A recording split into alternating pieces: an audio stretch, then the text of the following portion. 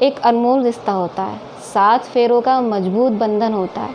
इस रिश्ते को यूँ व्यर्थ ना जाने दें, क्योंकि मांग का सिंदूर, हाथों की चूड़ी, पैरों के बिछिए हर किसी के नसीब में नहीं होते हैं। ये रिश्ता एक दोस्ती का, एक मान सम्मान का होता है।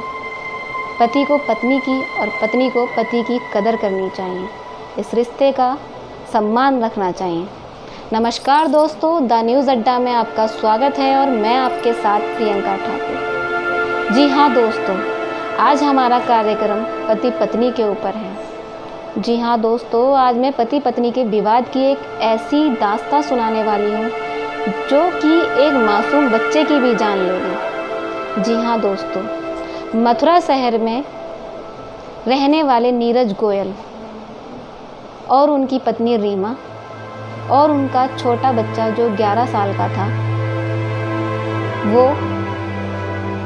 इस घटना का एक दर्दनाक हिस्सा बन गया। जी हाँ दोस्तों, पति पत्नी में अनबन रहने लगी। इतनी अनबन बढ़ गई उनमें, इतने झगड़े हो गए कि नीरज ने अपनी पत्नी की हत्या कर दी और साथ ही में अपने बेटे 11 साल का जो था अनमोल, उसकी हत्या कर दी और खुदकुशी कर ली। जी हाँ दोस्तों, नीरज का एक अपनी दुकान थी, एक अपना छोटा परिवार था। उन दोनों में बहुत ही ज़्यादा अनबन और लड़ाई रहने लगी, जिससे कि उनका बेटा अनमोल भी डरा हुआ और सहमा हुआ रहता था। पर दोनों की लड़ाई ख़त्म ही नहीं होती थी। एक दिन नीरज ने तय किया कि वो अपने बेटे और अपनी पत्नी की हत्या कर देगा और उसके बाद खुदकुशी कर लेगा। दोस्तों, उसने ऐसा ही किया। उसने पहले अपनी पत्नी रीमा को और अपने बेटे अनमोल को, जो कि केवल और केवल 11 साल का था, जिसने अभी दुनिया को समझा नहीं था, सोचा नहीं था, और माँ पिता की इस लड़ाई का शिकार हो गया। पहले तो नीरज ने रीमा और अपने 11 साल के बेटे को जहर दिया और उसके बाद खुदकुशी कर ली। रीमा से उसने 3 साल पहले शादी की थी। वो शादी लव मैरिज थी या अरेंज मैरिज, ये अभी हमें पता नहीं चल पाया। रीमा से उसने 3 साल पहले शादी की थी, जबकि रीमा की 2 शादियां और हो चुकी थी। और जो बेटा था अनमोल, वो रीमा का ही बेटा था।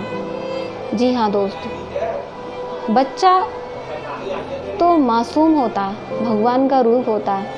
उसको तो जो अपने हाथ में रख ले, अपने घर में जगह दे दे, वो उसमें ही भगवान की तरह वास कर जाता है। रीमा का बेटा अनमोल नीरज को ही अपना पिता मान चुका था और रीमा और नीरज ने अपनी ही लड़ाई के अनबन में अपने बेटे का भी शिकार करवा दिया।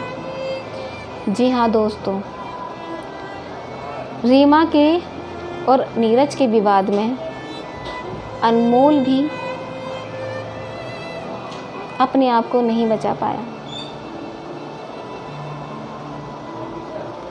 दोस्तों, अगर हमारे बीच में, अगर पति पत्नी के बीच में कोई अनबन है, तो पहले वो आपस में एक अच्छे दोस्त की तरह सलाह करें, एक अच्छे दोस्त की तरह एक दूसरे को समझाएं।